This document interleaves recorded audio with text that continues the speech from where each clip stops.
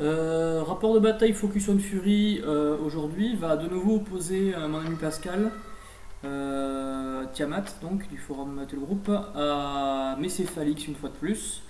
On a une fois de plus joué en 35 points, cette fois-ci le scénario c'était le scénario 1 du Steamroller 2015, Destruction, qui consiste en une zone centrale qui est bordée par deux objectifs et le scénario avait une killbox. Pour ce scénario, bonjour Pascal déjà. Salut Nico. Et de nouveau, on va commenter la vidéo ensemble, ce qui est cool. Et du coup, tu as rejoué à peu près le même thème de liste, mais là tu as changé de caster, tu nous as joué Fiona. Voilà, c'est ça. Donc j'ai joué encore une liste thème pirate, mais en changeant de caster, j'ai pris Fiona à la noire. Donc j'ai essayé de jouer en tier 3.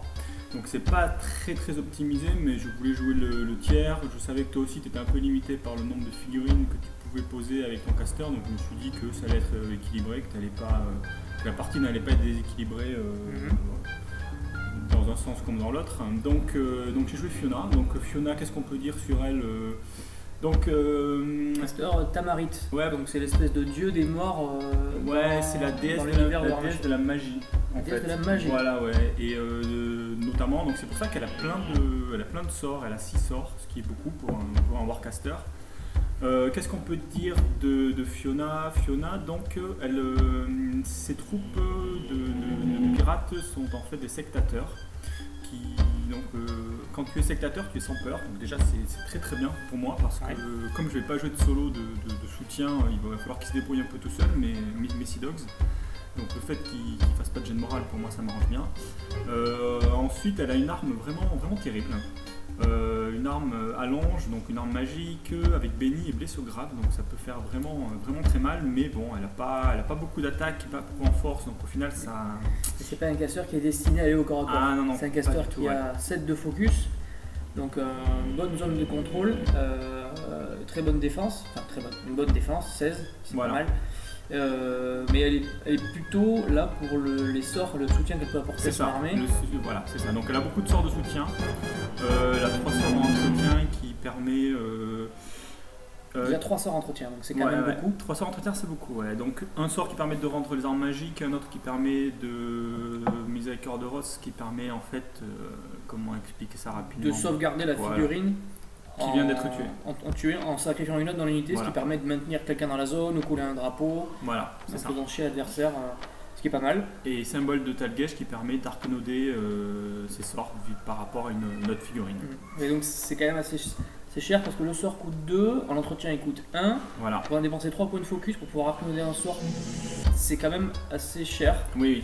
Mais on va voir que dans le tiers, en fait, il est bien foutu le tiers quand même parce qu'il me permet de commencer la partie avec les 3 sorts entretien déjà posés. Donc, voilà, ce qui permet de bien avancer au premier tour et de pouvoir après dérouler normalement. Dans les sorts entretien, on est passé vite, mais le premier marque de nos crayons qui donne une arme magique te permet aussi d'ignorer les figurines intervenantes pour choisir tes tirs. Voilà. Tes tirs, c'est ça? L'attaque de tir? Non, les attaques, toutes les attaques en fait, mais c'est souvent le tir. C'est quand même pas mal pour un caster avec un jack de tir, typiquement le Galion, c'est quand même assez intéressant. Bah oui. Tirer sur qui il veut. Fiona marque nos corines sur le Galion, c'est très connu. C'est quelque chose de très connu, quoi. Donc pour aller avec elle dans son feat, on n'a pas parlé de son feat. Oui, son feat qui est quand même très bien. Ah oui. Son beau présage, donc son feat lui permet aux figurines ennemies de jeter un dé de moins sur leur jet d'attaque et de dégâts.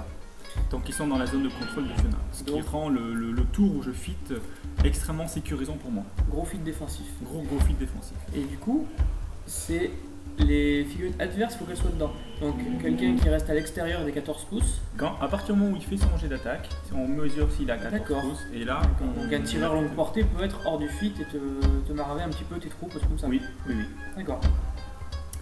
Donc son battle group, un nomade, le jack classique chez les mercenaires, et un marineur, donc je l'ai pris pour son coup de canon qui va bien, et puis parce qu'il a un look de pirate que j'aime bien. Ouais. Après il a eu une bonne... C'est compliqué à jouer quand même. Ouais, c'est très compliqué à jouer parce que bon, vous allez le voir dans la vidéo, Pour tirer, il faut qu'il ait une figurine de Soclasoc, ce qui veut dire qu'il faut d'abord placer une figurine, ensuite bouger le mariner vers la figurine et tirer. Donc c'est une mécanique qui n'est pas très naturelle. Tu vas coller un trooper modèle qui recharge en gros le canon. Voilà, c'est ça. Sinon il n'y a pas le droit de tirer. Sinon, c'est un petit peu handicapant pour les mécaniques de tir. Ça se fait quand même. Ouais. Il faut l'habitude. Sinon, c'est sûr que les premières parties, le mariner, on s'en mêle un peu. Au niveau des troupes, j'ai pris 2 troupes de Sidokriu au minimum, avec l'une d'elles sera menée par le quartier maître Waltz, et 2 unités de press ganger, toujours au minimum. Pour ça, c'était un requiert des tiers. Voilà, c'est pour aller au tiers 3 de mémoire, il fallait 4 unités. Ce qui est beaucoup. C'est vachement limitatif. Voilà, c'est très limitatif parce que c'est pas des unités qui sont puissantes, surtout j'ai pas les solos qui vont les booster derrière. Mais une fois de plus, c'était vraiment pour jouer le tiers. Je savais que contre toi, ça allait être pas forcément très comment dire, la partie n'allait pas se jouer dans un sens. Ouais, d'accord. Ensuite, au niveau des solos, donc j'ai pris les 3 solos auxquels a droit Fiona dans son tiers. Donc le doc. Classique, Killing Sword, pour le 4+, c'est ça. Bon soutien. Ensuite, Kill by Lock, donc le sniper, donc combiné avec marque de Nokorion. Je comptais te faire assez mal, choisir un peu mes cibles parmi celles que tu me présentais. Voilà. Ouais. Et Rackman, donc c'est un solo tamarite qui a un sort bien sympa qui s'appelle Champ de Mort et qui permet en fait de coller un malus de -2 en armure à des figurines ennemies dans un rayon de 3 pas autour de moi. Je transmets le Champ de Mort à mes troupes. Tu donnes linceul de mort, je crois, voilà, ouais, c'est ça, aux figurines qui sont dans les 3 pouces de toi. Ouais. Ça veut dire que dans les 3 pouces, tu as un nomade. C'est ça. Donc le nomade gagne linceul de mort. Donc le nomade, dans sa portée de reach, tout le monde a moins de d'armure. Voilà. C'est beaucoup plus que juste les 3 pouces autour de lui. Oui. Alors ça c'est bien quand on a beaucoup de troupes qui ont reach. Oui. Moi j'en ai pas trop, à part le nomade, donc c'est un peu moins efficace que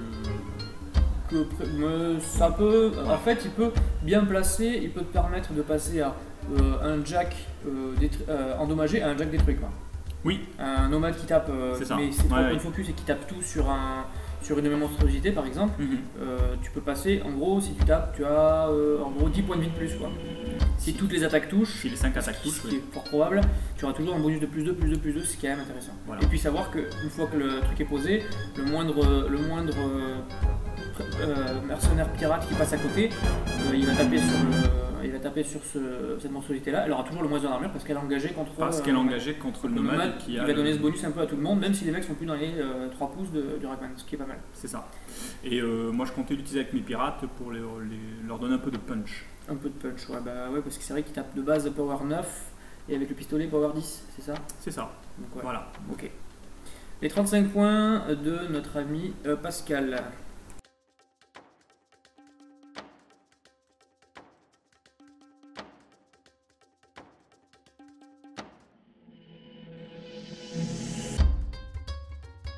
Entre 35 points que je joue avec mes Céphalix, donc toujours l'Exulant Texus, le seul caster qui m'est disponible pour l'instant, avec 2 monstruosités, les 2 unités de Drudge menées par le Mindbender et le Mindslaver, ensuite les Tactical Arcanist Corp nain menés par un Dominator, 3 Agitators et le Pistol Brace. Donc c'est la même liste que la dernière fois, on va pas s'étendre sur cette liste.